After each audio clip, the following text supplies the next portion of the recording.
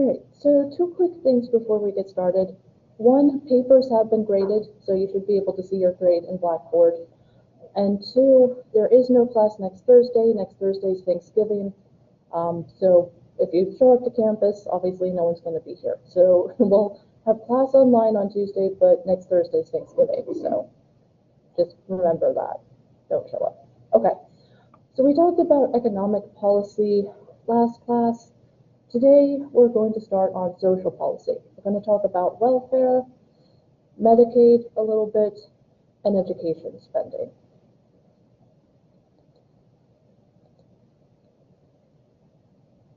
So last week, we talked about taxes, budgets, and so on. This week, we're going to talk about the smaller percentages that make up our budgets. All right, so why do we have a federal social policy system? Well, up until about 1935, the welfare system was entirely private. It was done through churches, religious groups,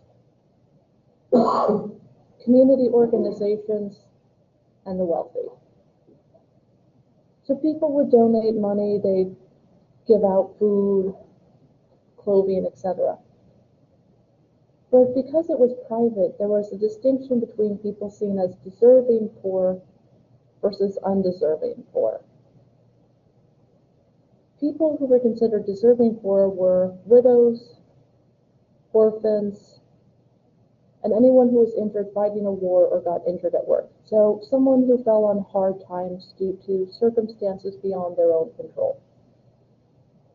The undeserving poor was anyone who could work but chose not to, someone who moved around a lot, so they were seen as not worthy of charity.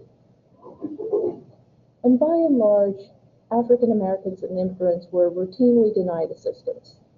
In a lot of cities, you'd see signs that say no Irish need apply for jobs and things like that because of the stereotype that they would get drunk, not show up to work, and so on.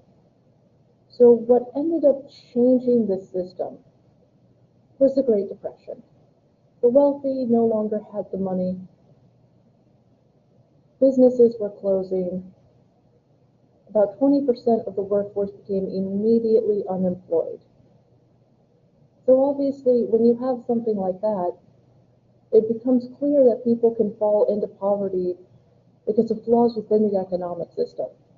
Maybe it's not that you aren't willing to work, maybe it's that you just can't find a job. So it became clear that private charity was not going to work. If you've lost all of your money, you can't donate to help the needy. The wealthy lost almost all of their money. So this was when we saw a change in attitudes about charity and realization that the federal government was going to have to help out. Because if we'd left the Great Depression up to the states to solve, it wouldn't have been good.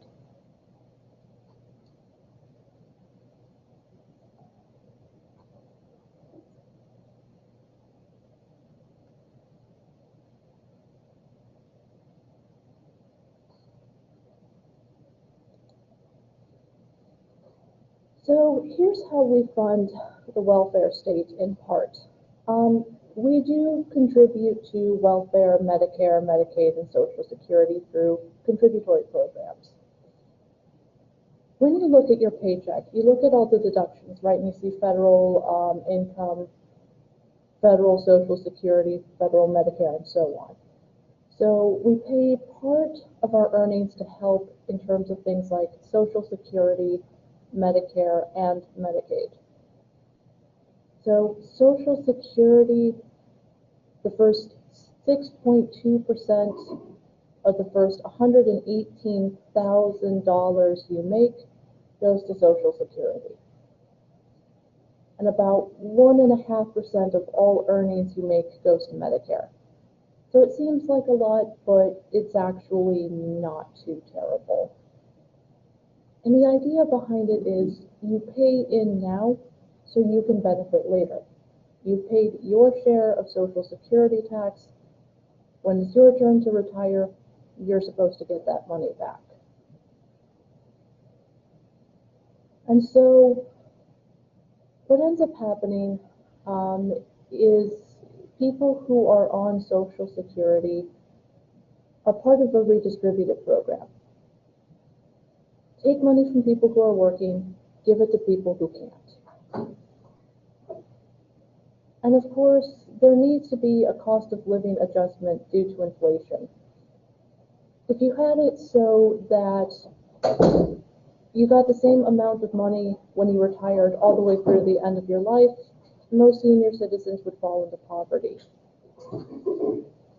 So occasionally, there will be a cost of living adjustment to increase the benefits to help with the cost of housing, groceries, and so on. So sometimes the cost of living adjustment is necessary because you can't have senior citizens living in mass poverty.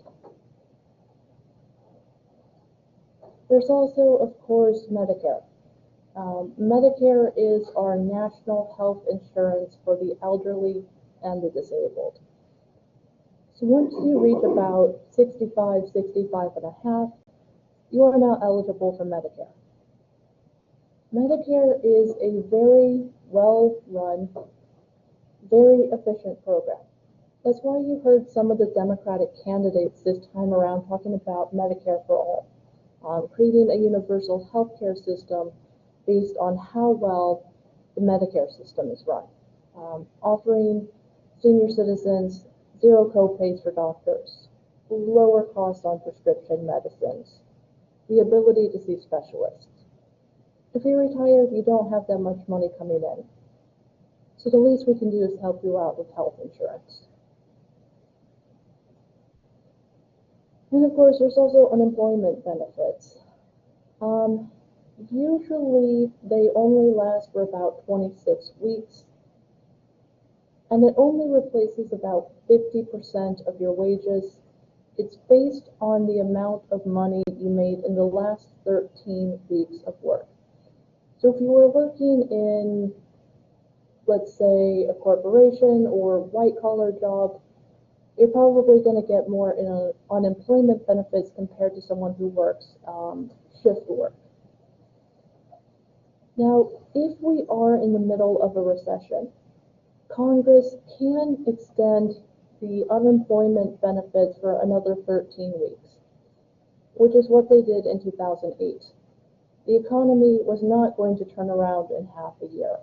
So Congress did extend the unemployment benefits time period so people would still have money while the economy was turning around.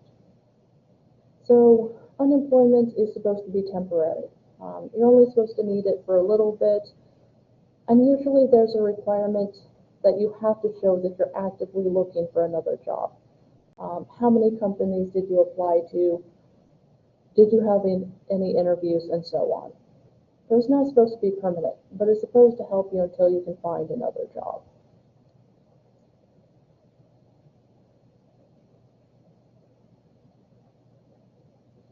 And it's also based on where you last worked. So I was working in Massachusetts, and then I got laid off because of the recession. So I moved to Wisconsin, but I was claiming unemployment benefits through Massachusetts because that was the state I worked in. So you claim the benefits in the state you were last working in, even if you end up moving.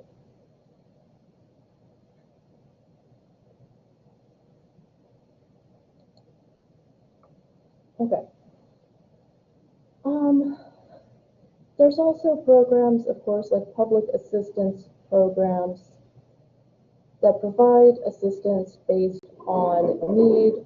So you usually have to demonstrate some type of financial need.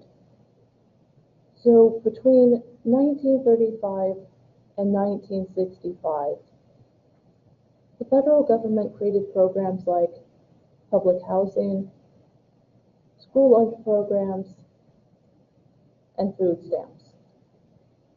And these are means tested. You have to prove that you are in fact eligible for these benefits, that you have dependents, or you only make so much money per month. And this is largely controlled by the states. The federal government gives the money to the states as a block and aid grant. So the states get to decide who's eligible and how much money you're going to get. So some states are a little bit more generous than others. California is more generous compared to Texas.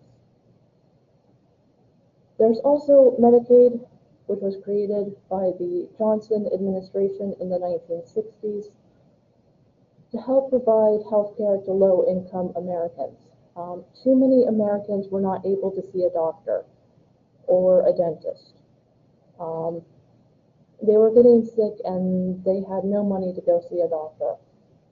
So the idea was, if you're living below the poverty line, you should at least be able to go see a doctor if necessary, a specialist, get medication so you don't die from something like chronic pneumonia or asthma or diabetes.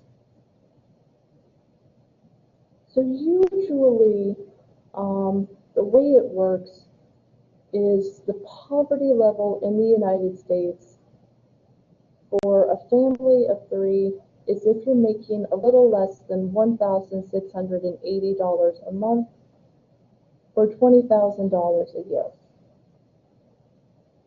So if it's mom, dad, and a kid and they make less than $20,000 a year, they're living below the federal poverty line. And so they become eligible for all sorts of benefits. Food stamps are now called the SNAP program, with the idea being that we would help pay for groceries for low-income Americans. It's called food stamps because literally it used to be a book of stamps that were given to families and they would tear them off and buy groceries. Nowadays, it's pretty much a preloaded debit card with a set amount per month, and someone just uses it at a grocery store.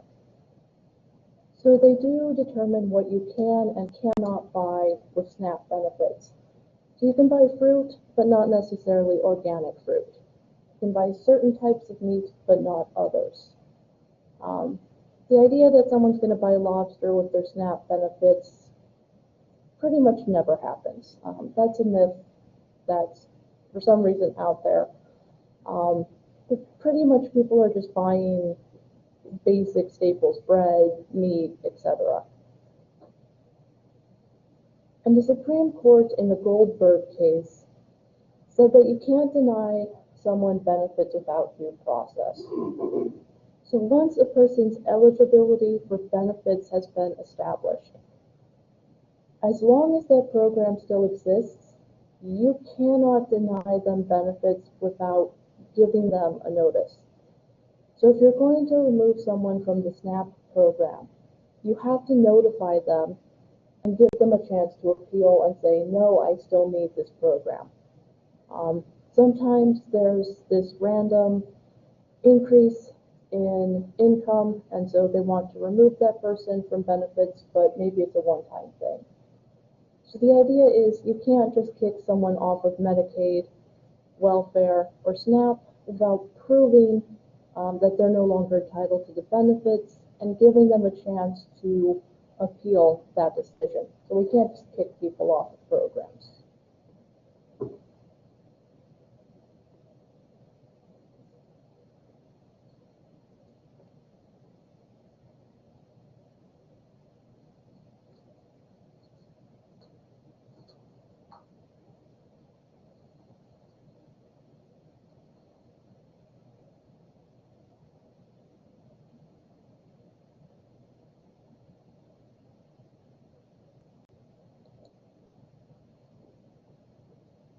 Right, so again, states are allowed to set the amount that you get and the eligibility for these various programs.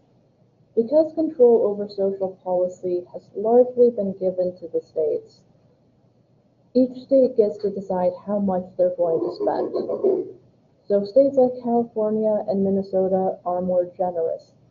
Texas, Oklahoma, not so much. Now, most states follow the federal policy of 26 weeks of unemployment, but 8 states set it at less than 26 weeks. So if you're filing for unemployment, you need to look at how long you're eligible for and the rules based on which state you're applying for unemployment benefits.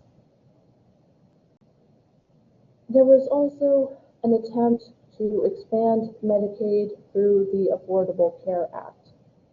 Congress included a mandate that said you will expand Medicaid coverage or we'll stop providing you with Medicaid funds. 19 states sued to get out of it, and the Supreme Court sided with the states and said you cannot force them to expand Medicaid. So 19 states chose not to expand their Medicaid coverage, and Texas was one of them. It's partly why we still have a lot of people who are uninsured, because the state chose not to expand its Medicaid coverage.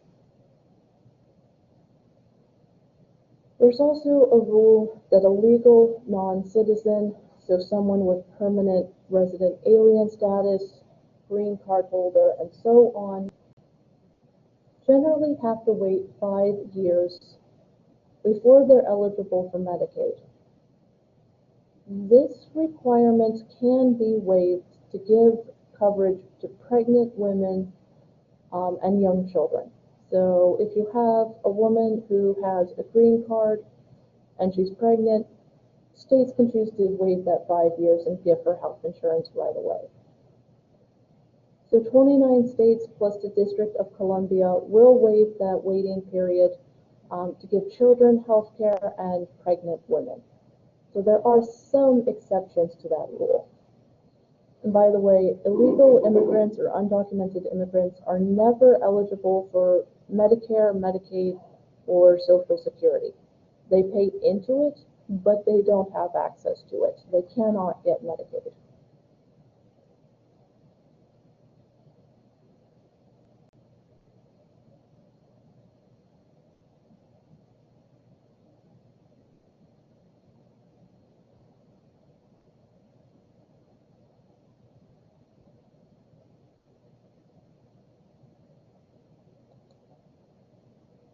Okay, so we've seen a lot of misconceptions and stereotypes about welfare.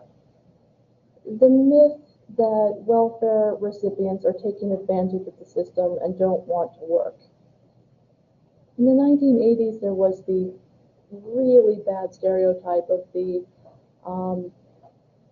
black welfare queen driving a Cadillac through her neighborhood. No idea where that even got started. It's not really based in reality, but it was a persistent myth in the 80s. So, because there is this stereotype of welfare recipients, states aren't as willing to spend money on it. And there's also an attitude amongst people who are working that will say, well, why should my money go to someone who's not willing to work? So that's part of the issue we see as well.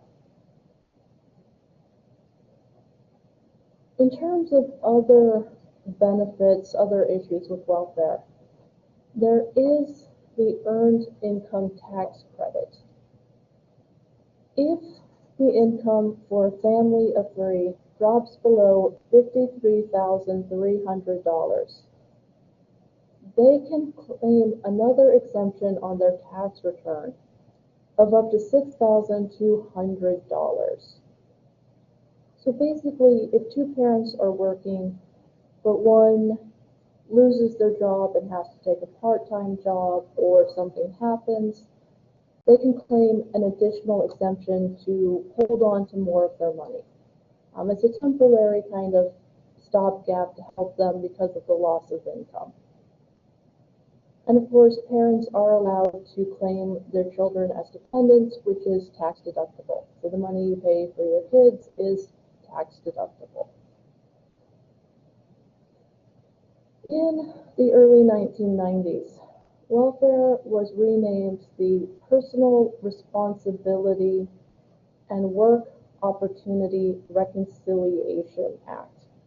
It's quite the mouthful. Essentially what this did was it created welfare as a block grant system. So states got a lot more control over welfare. So now recipients are limited to 2 years of assistance at a time for a maximum of 5 years total. They are required to go to work or go through some type of job training to get benefits. Education is not considered job training. So if you are a parent who's going to school and needs welfare, you still have to find a part-time job or go through training. So these new requirements meant that the number of families receiving assistance dropped by about 60%. So we saw more money being spent on transportation and temporary shelters. Keep in mind that just because the number of people on welfare dropped, that doesn't necessarily mean that the poverty level dropped. For some families, once they ran out of welfare benefits, they were still stuck in poverty. So it didn't necessarily pull people out of poverty, it just reduced the spending on welfare.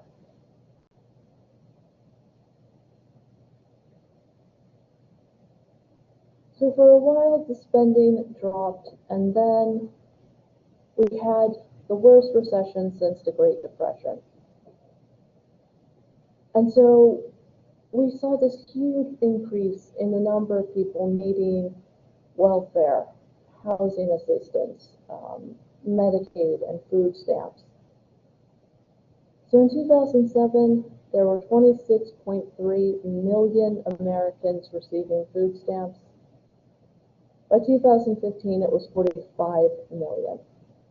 So the federal government might have wanted to cut social spending, but because of the recession, they couldn't. There were too many people needing benefits for them to try and decrease social welfare spending.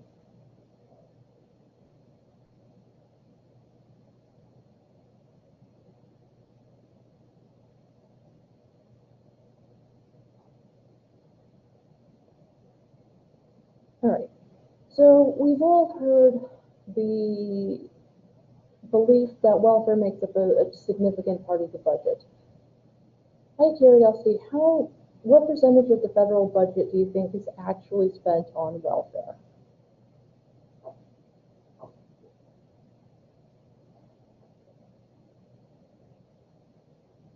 Any guesses?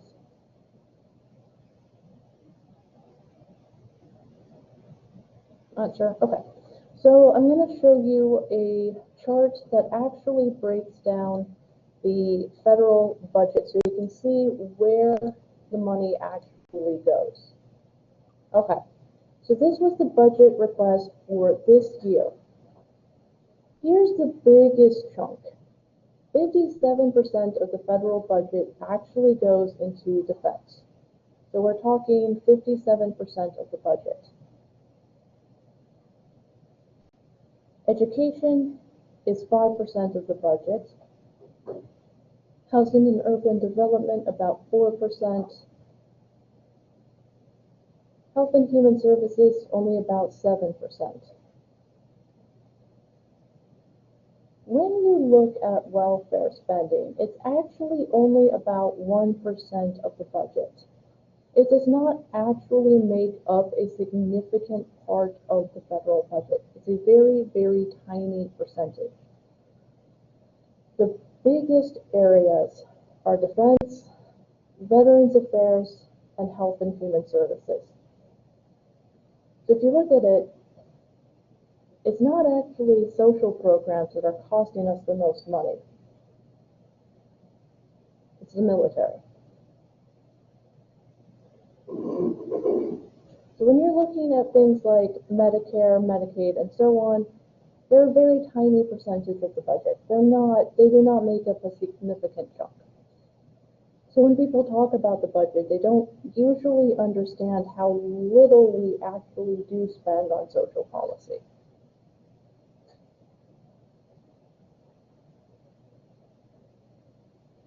All right, any thoughts on this chart? Anyone surprised by this chart? Not really. Okay. Yeah.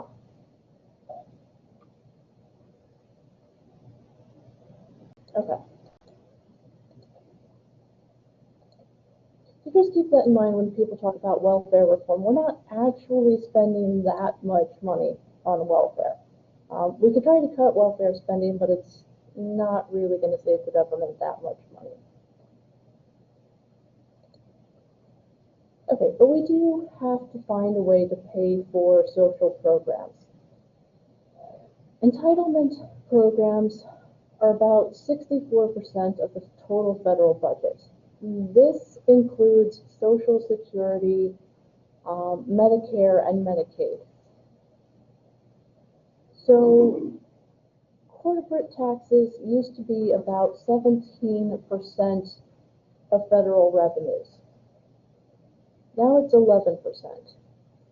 So the decrease in corporate taxes, as well as taxes on the wealthy, have placed the cost of these programs on low and middle income families. We're paying the large majority of Social Security, Medicare, and Medicaid. And here's the thing.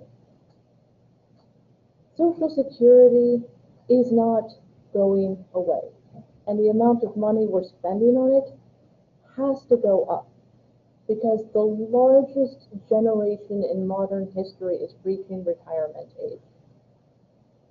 So, yeah, we're in trouble. Yeah, oh shit is right, we're in trouble. And you can't cut spending on Social Security because you have that cost of living adjustment that's tied to inflation. So we're going to have a shortfall in Social Security at the beginning of 2034, which means in all likelihood, when you guys reach retirement age, you better not count on Social Security helping you out, because it's not a 1-to-1 ratio. So it used to be for every one employee leaving, a new one would come in. Not anymore. So what this means for us, Leslie, which is a great question, is that we are either going to have to find a way to increase taxes to pay for Social Security benefits, cut spending after this generation retires, or in all likelihood, if you can, you're going to have to set up a private retirement account. You're going to have to set up a 401k or invest in the stock market. You're going to have to find a way to come up with the majority of the money yourself, in all likelihood. Because the birth rate is going down, the retirement rate is going up, and there's just not enough people coming into the economy to replace the people who are leaving. So, barring some kind of miracle where we find the money for Social Security, most of us are going to have to set up a private retirement account and use Social Security as a tiny percentage of our retirement. We're running out of money, and we're running out of people. So we are in trouble. So some of the changes that have been suggested included giving workers the option to take part of their payroll tax and put it into an individual private retirement account separate from Social Security. The problem with that was then you lose money in Social Security for the workers who are going to need it, and they were setting up private accounts tied to the stock market. The problem with investing in the stock market is it is exceedingly risky. One day a stock is up, the next day it's down. There's no such thing as a completely 100% safe stock. I mean, if you can afford it, yeah, probably investing in Apple's not a bad idea. But if you invest in a tech company and they go under, all that money you had is gone. So tying retirement to the stock market was going to cause a lot of headaches and a lot of problems for people who wouldn't know how to play the stock market properly. So Senate Democrats, unions, and the AARP said absolutely not, so that plan was basically DOA. And again, we're seeing more costs with Medicare and Medicaid. And we don't quite know how to fix the problem of not enough money. Former Speaker of the House, Paul Ryan, wanted to convert Medicaid from an entitlement program to a block grant. Then the Congressional Budget Office said, if you do that, you're going to kick people off of Medicaid, and the elderly will have to pay a much higher amount for health care. So that also was rejected. One thing we could do is basically raise the amount of money that you have to pay into Social Security. So it's only right now, you're only paying on first about $110,000 that you make over your lifetime. Maybe we increase that to $150,000, right? Maybe you pay a little bit more into Social Security. That's one proposed solution. The other one, of course, that we see some Democrats talking about is start making corporations pay their fair share in taxes. Eliminate some of the loopholes, make them pay into Social Security. It could work. But if we don't find some solution soon, we're in trouble. The biggest generation is retiring, and subsequent generations have not been nearly as big as the baby boomers. So there's not enough people coming into the economy to replace the people who are leaving.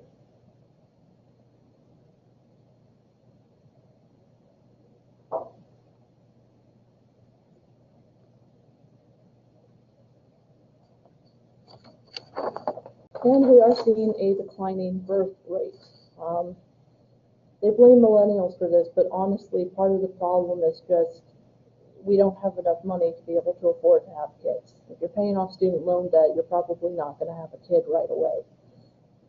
Because kids are, as those of you who are parents know, very, very expensive. So for a lot of people, they just don't have the money. So there is talk that President-elect Biden may look at doing some student loan forgiveness that might encourage some people to have kids, but for a lot of people, they just look at it and they're like, it's just not worth the hassle. We don't have mandated maternity or paternity leave. Our child care system is a joke. There's just too many problems with our healthcare system for people to really look at having kids.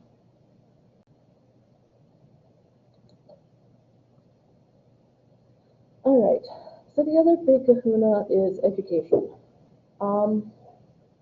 In the 19th and early 20th centuries, the government would set aside land for public schools, but they left it up to the local communities to fund schools. So this is why you had, those one-room classrooms where it was like grades 1 through 8 all in the same classroom.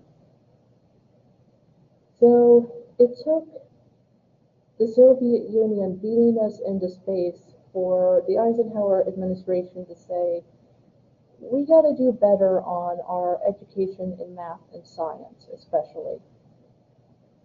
So the National Defense Education Act was passed in 1958, and this is when the federal government started putting money into education, started creating core curriculum, and mandated testing. So blame the federal government for that one.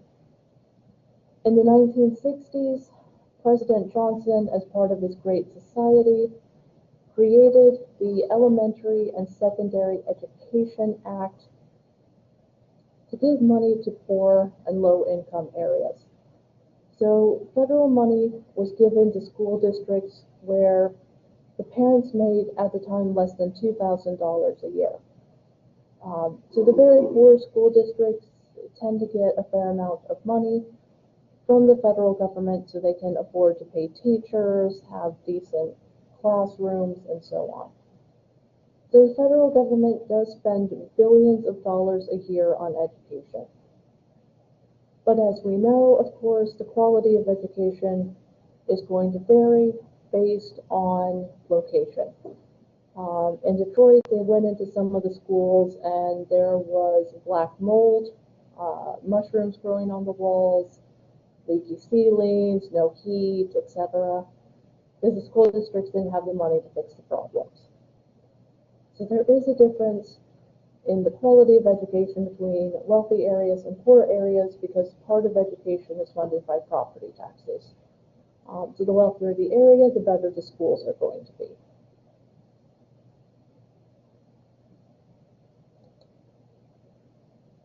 Okay, so then of course we had the desegregation of the schools in the 1950s and 1960s, which did help some minority students be able to go to a slightly better school. And in 1983, the Department of Education said, our education standards are kind of hurting our ability to compete with other countries. But they didn't suggest making changes to federal education policy. Basically, they said, look, there's a problem, but we're going to leave it to the states to fix. So one of the biggest federal interventions into education was No Child Left Behind, which, as you all recall, was one of the worst freaking education policies ever. No Child Left Behind mandated yearly testing in math and reading for grades 3 to 8. So for a school to be considered successful, you needed to have positive test scores, especially for minority students. But some school districts had problems with large numbers of students who were English as a second language or had some kind of disability. So schools that had failing scores were required to provide supplemental tutoring, longer school days, and additional summer school, none of which would be paid for by the federal government. So there was a lot of backlash against this. Teachers hated it because essentially they were being forced to teach to the test. Anything that wasn't on the test got tossed out. So they basically were forced to teach a set level of curriculum. And of course, teachers, we love it when someone tells us what we can do in our classroom. We just absolutely love it when someone who isn't in education tells us how to teach. That just really gets us going. So of course, teachers hated it because you lost academic freedom, you lost the ability to create curriculum. And all it did was punish poor schools. Students are not going to do well on standard testing if school districts can't afford tutoring for students with disabilities. So poor schools were told, get your test scores up, but we're not going to help you. It's a recipe for disaster. There's nothing they can do about it if they're not given the money to help them out. So we started to see teachers leaving education because the federal government was basically saying, it's your fault these students aren't doing well. And so some of the best teachers left. They'd had enough. They're like, you know what? I don't want to be stuck in this. So it was a very, very, very bad education policy. Not liked by teachers, not liked by parents, and of course not liked by the students who are forced to take these tests every freaking year.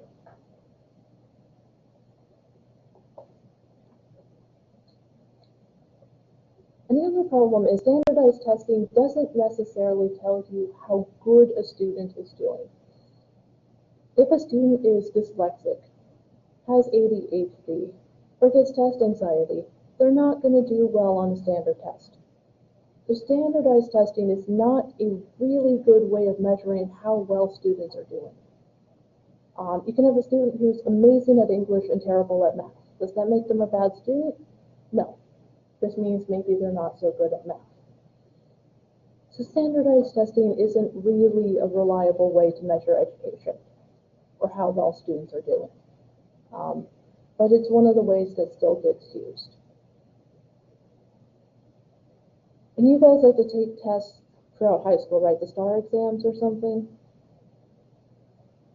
Or whatever they call it now, yeah? And you have to pass those tests before you can graduate, yeah, okay.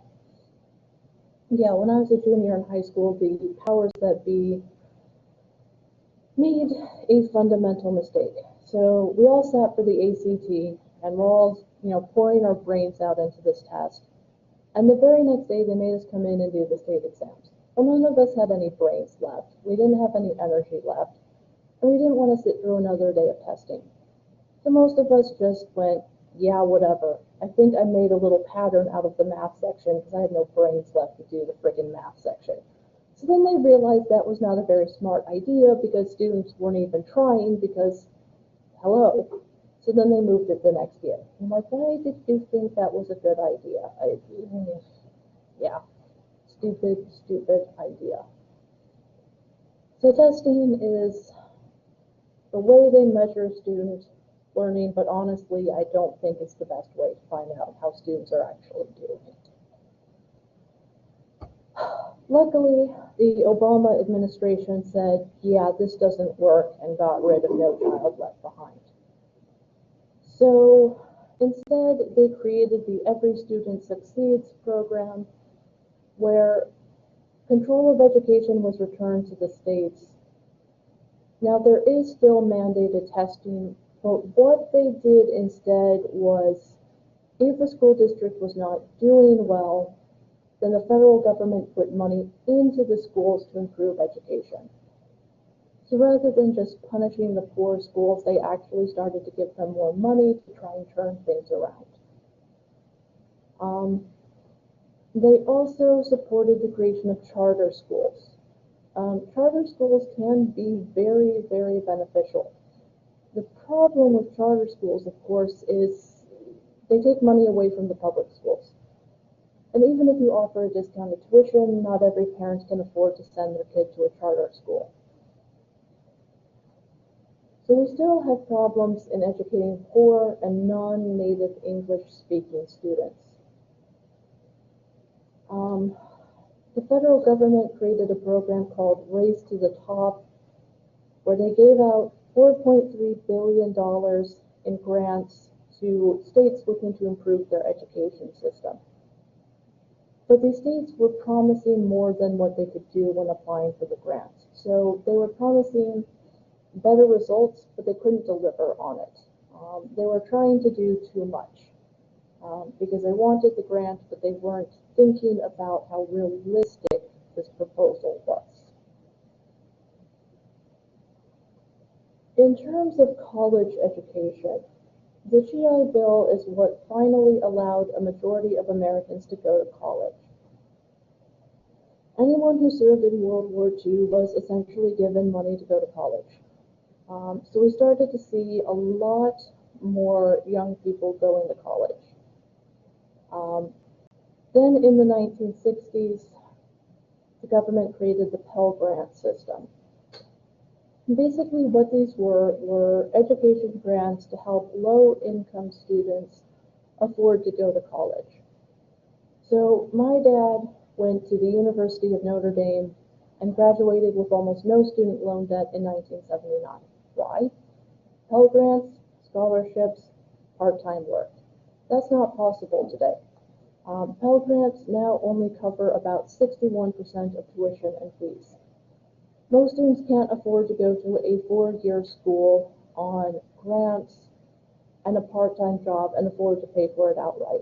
So more and more students are forced to take out student loans. So the average student loan debt in the United States is about $27,000. It's a lot higher if you go to private schools or you go on to graduate school. So we have a huge student loan debt bubble that at some point is going to burst because people can't necessarily afford to pay off these loans at the high interest rates they've been charged.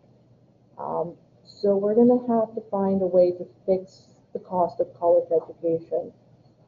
I mean, we'll probably never get back to the point where grants and a part-time job will cover your tuition, but we got to make college more affordable.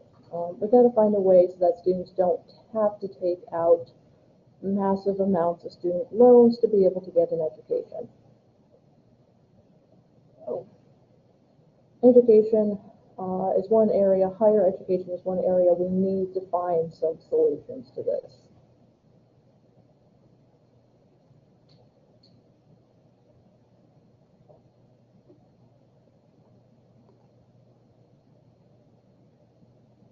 Out of curiosity, how many of you are currently taking out student loans to help pay? Yeah, good for you guys. How many of you are looking at transferring to somewhere like UTRGV after this? Okay. At that point, are you guys looking at maybe taking out some loans? Okay. Maybe, maybe not. Okay. Yeah. Yeah. Part of the big thing starting off at a smaller school is you guys are saving money. You don't have the cost of dorms, housing, and so on. So that's actually really smart what you guys are doing. So you probably won't be in the same boat as someone like me who has loans since my undergrad and will probably be paying them off till I'm like 80. But there you go. So fun times, unless they forgive student loan debt. Maybe. Okay, so that's it for today. Any questions, comments? All right. So Tuesday we'll talk about healthcare or lack thereof and other social policies like public housing. Remember that there is no class next Thursday because of Thanksgiving. So I'll see you guys online on Tuesday, and I'll see you a week from Thursday. So enjoy your Thanksgiving break. Stay safe. If you meet up with family members, be careful. No throwing pie unless somebody deserves it.